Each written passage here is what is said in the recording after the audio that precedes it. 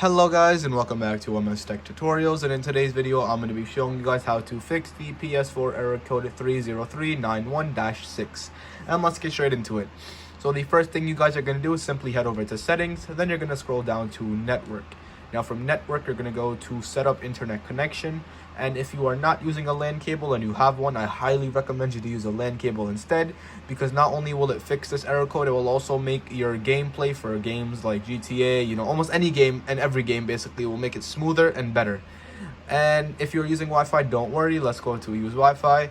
Then you're going to go to custom, and then you're going to select the network you are currently using. And then once this loads, what you're going to do is you are going to click on automatic.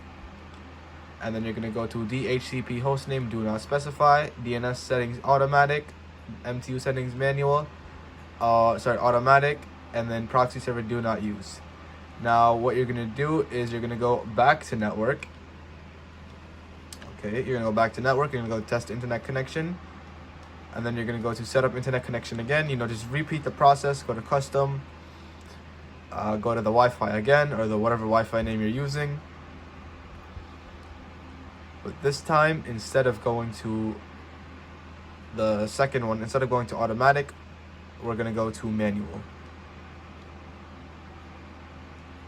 From DNS settings, instead of going to automatic, we're going to go to manual. Now what we're going to do is we're going to change the primary DNS to 8.8.8.8, and then we can change the secondary DNS to 8.4.4.8. And then we should be good to go. Now MTU settings automatic, proxy server do not use, and then these settings should update. Now you guys should be good to go.